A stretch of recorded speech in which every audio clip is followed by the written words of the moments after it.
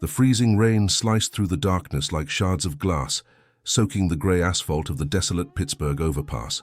Lying motionless in a puddle of dirty water and motor oil was Grace, a golden retriever whose once shimmering coat was now matted with mud and blood. The roar of heavy trucks thundering overhead sounded like terrifying monsters to her sensitive ears, shaking the ground beneath her broken body. She tried to lift her head, but the excruciating pain radiating from her shattered hind leg forced her back down into the cold wetness. Her whimpers were swallowed by the indifference of the city, lost in the howling wind that threatened to freeze the very marrow of her bones on this unforgiving night. Every car that zoomed past was a beacon of hope that quickly turned into a dagger of rejection. Hundreds of warm, comfortable vehicles sped by, their headlights sweeping over her trembling form for a split second before leaving her back in the abyss of darkness. Grace watched them go, her brown eyes filled with a confusion that would break any human heart. She couldn't understand why she had been left behind, why the hands that used to pet her were nowhere to be found. The hypothermia was creeping in, a silent predator numbing her pores, and for the first time she felt the terrifying urge to just close her eyes and let the darkness take her forever. But fate had a different plan, weaving a thread of destiny through the gloomy mist. Emerging from the shadows was not a luxury car or an ambulance, but a rusted shopping cart rattling against the cracked pavement. Pushing it was Elias, a man the world had chosen to ignore, wrapped in a tattered canvas coat that offered little protection against the biting chill. He was looking for a dry corner to rest his weary bones, his head bowed against the wind. He didn't have a home, money, or a phone, but he carried a wooden rosary around his neck and a heart that was far too big for a world this cruel. He hadn't seen the golden bundle of sorrow yet, but the wind carried a faint, agonizing sound that stopped him in his tracks. Elias froze, his instincts sharpened by years of surviving on the streets. He squinted through the relentless drizzle, his eyes landing on the tragic heap of gold fur abandoned by the concrete barrier. A gasp escaped his chapped lips as he realized it wasn't a pile of trash, but a living, breathing soul in distress. He abandoned his cart, rushing over with a speed his old legs shouldn't have possessed. "Oh no, oh Lord, what happened to you, little one?" he whispered, his voice trembling not from the cold, but from the sheer horror of the scene. He knelt in the mud, oblivious to the icy water soaking his only pair of pants, his hands hovering over her, afraid to cause more pain. Grace sensed a presence, but her fear was almost as paralyzing as her injury. Was this another monster coming to hurt her? She flinched as Elias cast a shadow over her, her body tensing for a blow that never came. Instead, she heard a voice that sounded like a warm blanket, rough but incredibly gentle. Elias didn't touch her immediately. He just stayed close, shielding her from the wind with his own body.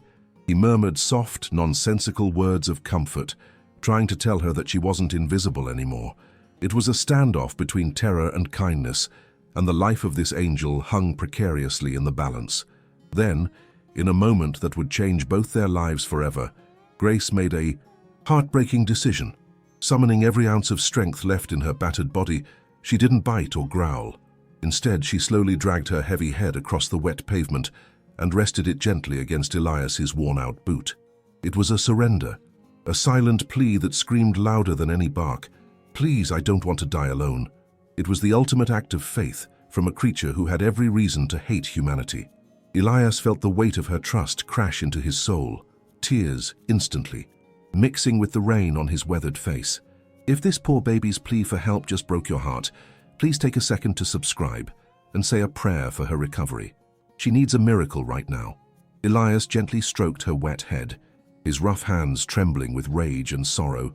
He saw the unnatural angle of her leg and the blood pooling beneath her hip, signs of a brutal hit and run. "Who could do this to you? Who could leave an angel like you to suffer in the cold?" he choked out, looking up at the grey sky as if demanding an answer from God. The abstract villain of human cruelty hung heavy in the air, a silent monster that had broken this dog's body, but hadn't quite managed to crush her spirit. Elias knew that if he walked away, she wouldn't survive the night. The temperature was dropping fast and the light in her eyes was fading like a dying ember. However, the reality of the situation crashed down on Elias with devastating force. He looked around the desolate highway. There were no houses, no businesses open, and the nearest veterinary clinic was miles away up a steep, winding hill. He had no car to transport her, no cell phone to call for backup, and absolutely no money to pay for the expensive surgery she clearly needed. He was just an old man with a cart full of scrap metal and a half-eaten loaf of bread. The odds were stacked so high against them that it felt like trying to move a mountain with a spoon. Most people would have called it hopeless and walked away, leaving nature to take its course. But they didn't know Elias. They didn't know that under his ragged coat beat the heart of a warrior who had nothing left to lose. He looked down at Grace, who let out a soft, painful sigh, her eyes tracking his face as if he were her entire universe. He couldn't leave her. He wouldn't. "I don't have much, girl," he whispered, wiping the rain from his eyes. "But I promise you, I won't let you die here." He stood up, his joints popping, and looked at his shopping. Carteem, his only possession in the world. A crazy, desperate idea began to form in his mind, a plan born of pure love and utter desperation.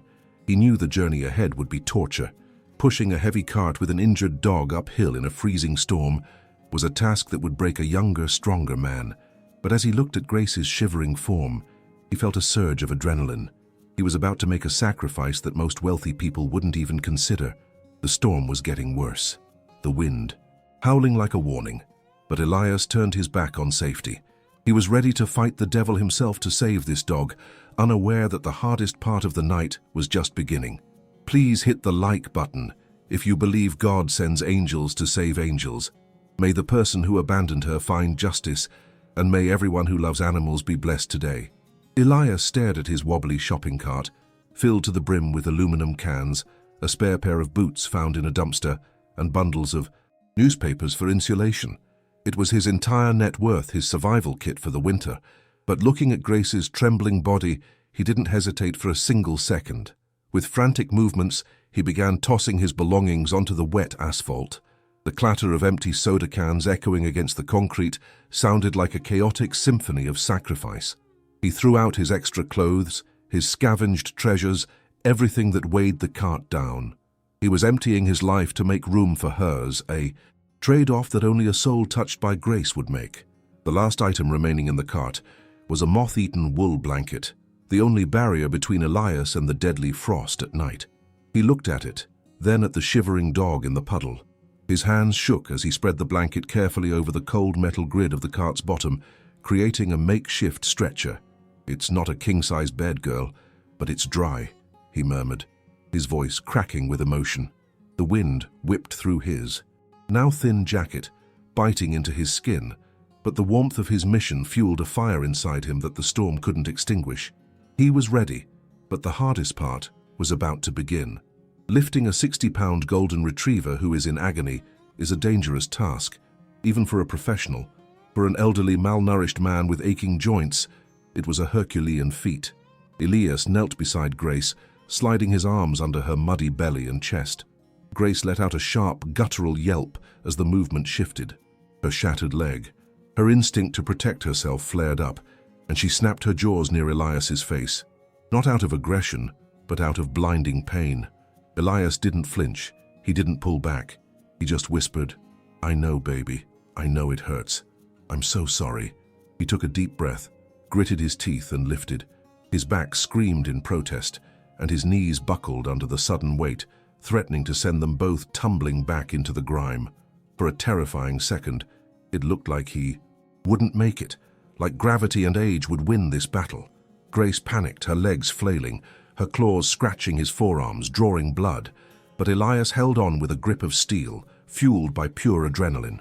With a guttural roar of effort, he hoisted her up and gently deposited her into the padded cart. She collapsed instantly onto the wool, panting heavily, her eyes wide with confusion and fear. But the ordeal was far from over. As soon as Elias grabbed the handle to push, he realized the magnitude of the challenge. The cart's front wheel was jammed, rusted, stuck by years of neglect. He shoved it forward, and it screeched in protest, drifting violently to the left toward the busy road. Cars whizzed by just inches away, their tires spraying freezing slush onto Elias's legs. One slip, one wrong move, and the cart could veer into traffic. "Stay with me, Lord," Elias prayed through gritted teeth, using his entire body weight to keep the cart on the narrow shoulder. The journey turned into a grueling marathon against the elements. The rain transformed into sleet, stinging Elias's face like tiny needles. Every crack in the sidewalk sent a jolt of pain through Grace's body, causing her to whimper in a way that tore Elias apart. He tried to navigate around the potholes, but his vision was blurring from the exhaustion and the relentless downpour. He was talking to her constantly, a steady stream of reassurance amidst the chaos. "We're going to a warm place, Grace. Just hold on. Don't you dare close those eyes." Then disaster struck. Elias stepped on a patch of slick oil hidden by a puddle. His worn-out boots lost traction, and he went down hard, his knee smashing against the concrete. The impact sent the cart careening toward a steep embankment, leading down to a drainage ditch. Grace scrambled in the cart, her weight shifting, tipping it dangerously on two wheels. Time seemed to slow down. If the cart tipped, she would fall into the freezing water below with a broken leg, and there would be no coming back from that. Ignoring the searing pain in his knee, Elias lunged forward from the ground. His hand caught the metal frame of the cart just as it was about to topple over. He dug his fingers in, his muscles trembling violently as he pulled it back to safety, inch by agonizing inch. He lay there on the wet ground for a moment, gasping for air, his heart hammering against his ribs like a trapped bird. He looked up into the cart. Grace was staring down at him, her head tilted. She wasn't whimpering anymore, she was watching him. In that moment of raw vulnerability, a shift occurred. Grace, despite her agony, dragged her tongue across Elias's hand that was gripping the cart. It was a weak, sandpapery lick, but it carried the weight of 1,000 thank yous. She understood now. This human wasn't just moving her, he was fighting for her. He was bleeding for her. The bond was sealed in the mud and the rain. Elias forced himself up, using the cart as a crutch. "Okay," he panted, a mix of tears and rain dripping from his nose. "Okay, we move." The road ahead began to incline, a steep, punishing hill that led toward the bright lights of the commercial district where the clinic was located. To Elias, it looked like Mount Everest. His lungs were burning, and his legs felt like lead. Every step was a battle of will over matter. He leaned into the cart, his boots slipping, his breath coming in ragged gasps that formed clouds in the freezing air. He was running on fumes, fueled only by the terrified but trusting gaze of the dog in front of him. But the cold was a relentless enemy. Elias could feel his fingers going numb, losing the ability to grip the handle tight. Grace, too, was growing quieter, her shivering becoming less violent, a dangerous sign that her body was shutting down. The abstract villain of hypothermia was closing its claws around them. Elias knew he couldn't stop, not even for a second, or they would both freeze right. There on the side of the road, he began to sing a broken, off-key hymn, trying to keep a rhythm, trying to keep them both awake. A passing truck blasted its horn, startling them, splashing a wave of filthy water that soaked Elias from head to toe. He staggered but didn't fall. He was beyond anger now, he was in a trance of survival. He looked at Grace, whose eyes were fluttering closed. "Hey! Hey! Look at me!" he shouted over the wind, tapping the side of the cart. Grace opened her eyes slowly. Fighting the darkness, she was holding on for him, just as he was holding on for her. They were a team of two against the world. As they finally crested the hill, the neon sign of the 24-hour veterinary clinic flickered in the distance like a lighthouse in a storm. It was beautiful, it was hope, but it was still 3 blocks away, and Elias's vision was starting to tunnel. His legs were shaking so badly the cart vibrated. He was reaching the absolute limit of human endurance. He wasn't sure if he was walking, or if the wind was just pushing him. He looked at Grace one last time before the final push. She had stopped shivering completely. Her breathing was shallow, barely visible under the wet blanket. The adrenaline spike was gone, replaced by a terrifying dread. They were so close to salvation, yet the Reaper was breathing down their necks. Elias pushed with the last spark of energy in his soul, whispering a desperate plea to the universe. "Please, don't let me be too late." "You won't." Believe what happens when they reach the doors. If you're rooting for Elias and Grace, hit that like button to give them strength. Their journey isn't over yet. Elias crashed through the sliding glass doors of the veterinary clinic like a man possessed, the sudden blast of warm air hitting his frozen face like a physical blow. He didn't care that he was dripping muddy sludge onto the pristine white tiles, or that the receptionist looked up in sheer alarm at the sight of a disheveled homeless man barging in. He simply shoved the cart forward, his chest heaving with exertion, and screamed with a voice that had been broken by the wind outside. "Help! Please! She's dying!" The desperation in his tone cut through the quiet lobby, freezing everyone in place. For a second there was silence, then the chaotic flurry of emergency protocols kicking in. A team of vet techs in blue scrubs rushed from the back, alerted by the raw panic in Elias's voice. They took one look at the bundle of wet wool and blood in the shopping cart, and their professional masks slipped into expressions of shock. "Code Blue, Trauma Room 1!" a nurse shouted, lifting Grace's limp body from Elias's makeshift stretcher. As they pulled her away, Elias reached out, his fingers brushing the tip of her tail one last time. It felt terrifyingly cold. He wanted to follow, to hold her paw, but a gentle hand stopped him. "Sir, you can't go back there. Let us work." Left alone in the waiting room, Elias collapsed onto a plastic chair, his adrenaline finally crashing. He looked down at his trembling hands, still stained with the mud from the road and Grace's blood. He felt small, an intruder in this world of bright lights and expensive medicine. The other people in the waiting room, owners with groomed poodles and fancy cat carriers, stared at him with a mix of pity and disgust, shifting away from the puddle forming around his boots. But Elias didn't notice their judgment. He pulled his wooden rosary from his shirt, clutching it so tightly his knuckles turned white, and began to whisper a prayer that rocked his entire body. Inside the trauma room, the situation was far worse than Elias could have imagined. Dr. Stevens, the head veterinarian, cut away the wet fur around Grace's hip and let out a sharp hiss of breath. The X-rays illuminated a nightmare. Her pelvis was shattered in 3 places, and a jagged shard of bone was dangerously close to her femoral artery. But the real killer was silent and invisible, internal bleeding.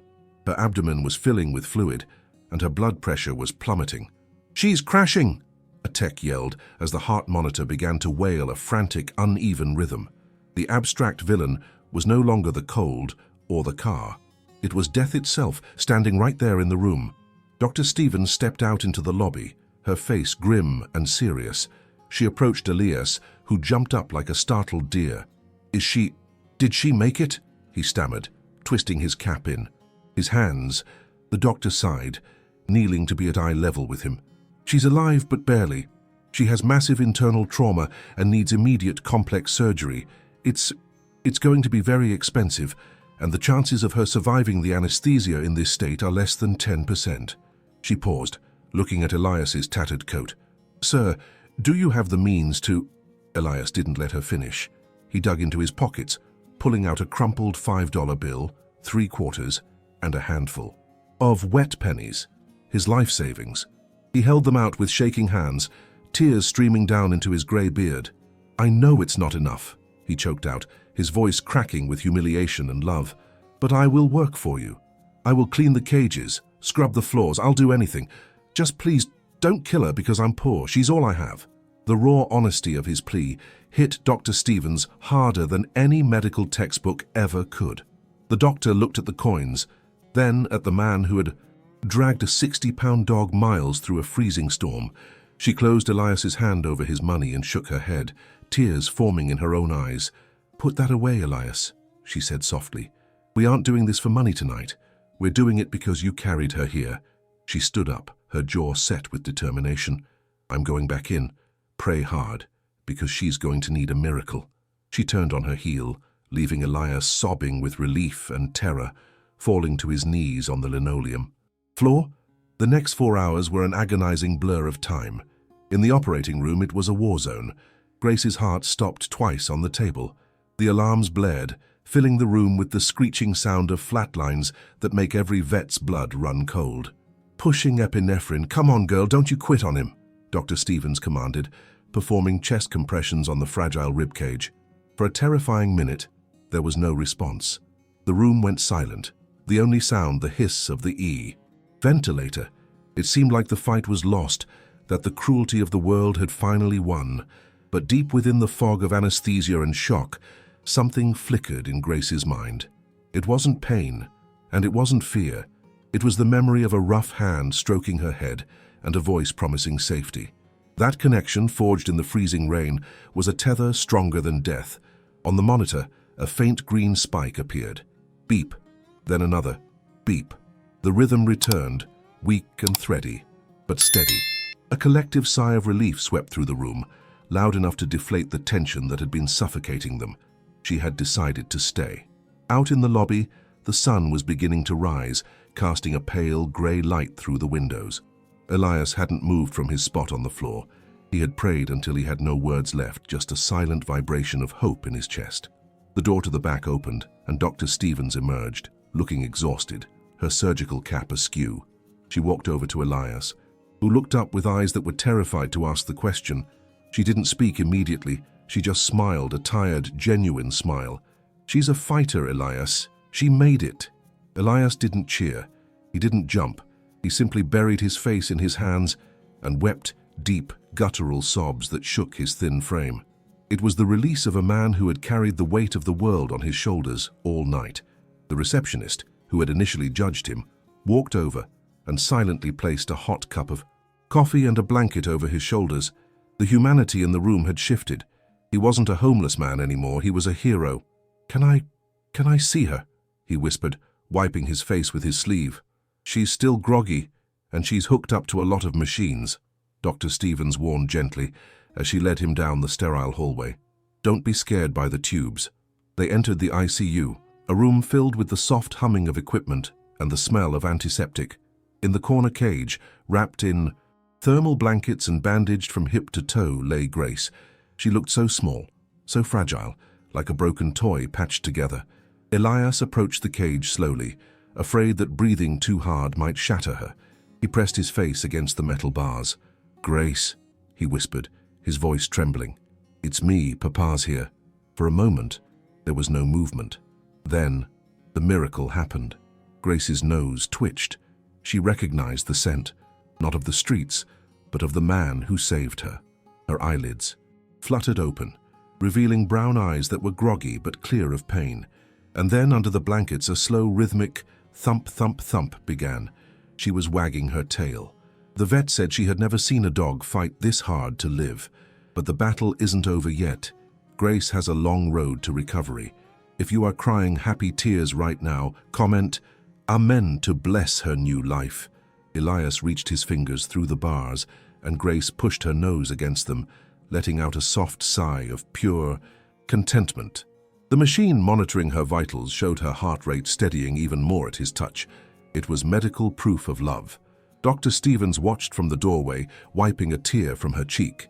She knew that medicine had fixed the bones, but it was this old man with nothing to his name who had saved the dog's life.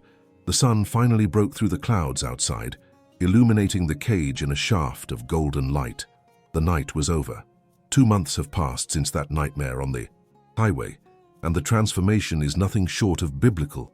The day the heavy plaster cast was finally cut off, Grace's leg was like a second birthday.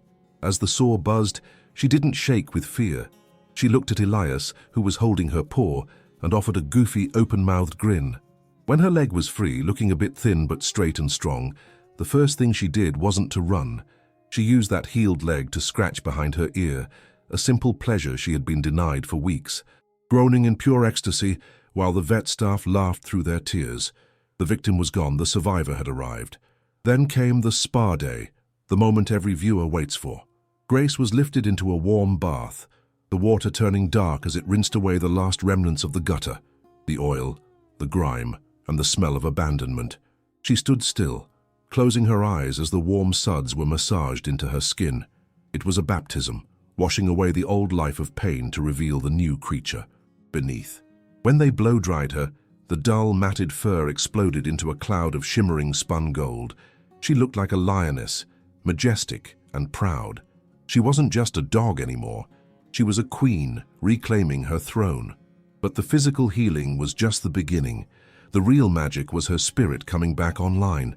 The first time she saw a tennis ball in the clinic's rehab yard, something ancient and joyful sparked in her brain. She forgot the metal pins in her hip. She forgot the cold rain. She pounced, her paws sliding on the grass. her tail wagging so hard her entire body wiggled with it. Elias watched from the sidelines, clapping his calloused hands, his face glowing with a pride that money can't buy. The sad, broken creature who had begged for death on the asphalt was now chasing butterflies, full of that chaotic, beautiful, golden retriever energy. While Grace was healing, the world outside had been busy. The nurse who witnessed Elias's sacrifice that first night had posted his story online. The caption, "Homeless man gives his only blanket to save dying dog," broke the internet. Millions of people saw the video of Elias pushing that cart in the rain. Donations didn't just trickle in, they flooded like a tidal wave. People from all over the globe wanted to help the man who had nothing but gave everything. It was a tsunami of kindness that proved evil may be loud, but love is always stronger. The abstract villain of poverty was finally defeated, not by luck, but by karma. Elias was stunned when the clinic staff presented him with the keys to a small renovated cottage on the edge of a newly founded animal sanctuary. He wasn't just a guest, he was hired as the head caretaker. He would never sleep on wet cardboard again. He walked into his new home, touching the clean walls with disbelief, but his eyes immediately went to the soft, orthopedic dog bed in the center of the living room. "For her?" he asked, his voice thick with emotion. "For both of you?" the doctor replied. The finale is a scene painted in pure sunshine. It's a crisp spring morning, and the door to the cottage swings open. Grace bursts out, not walking but flying. She sprints across the green meadow, her golden coat rippling like wheat in the wind. There is no limp, no hesitation. She runs with the pure, unadulterated joy of a creature who knows she is safe.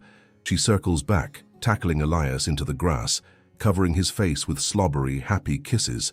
The sound of his laughter, deep and free, rings out across the sanctuary, a sound that heals the soul of everyone watching. Meanwhile, justice has a way of finding its own path. While the monster who hit Grace and drove away remains a faceless ghost, living with the rot of their own cruelty, Elias and Grace are living in the light. The person who abandoned her lost a treasure. Elias found a family. It's the ultimate revenge, living happily, healthily, and surrounded by love. The universe balanced the scales. The driver has their guilt. Elias has grace. We know who the real winner is. As the sun sets, painting the sky in hues of purple and orange, we see them on the porch of their little wooden house. Elias is sitting in a rocking chair, his old Bible open on his lap, that same wooden rosary around his neck. Grace is resting her head on his knee, her eyes heavy with sleep, letting out those soft, dreaming sighs. They are two broken pieces that fit together to make a perfect whole. They saved each other. Now, I have a question for you. Who deserves more pity? The person who heartlessly abandoned this angel on the road, or the person who will never know the love she gives? Tell me in the comments below. If this rescue touched your soul, please leave a like to show the world that every life matters. And comment Amen to bless Elias and Grace in their beautiful new home. Don't forget to subscribe. Your support helps us save the next angel waiting in the dark.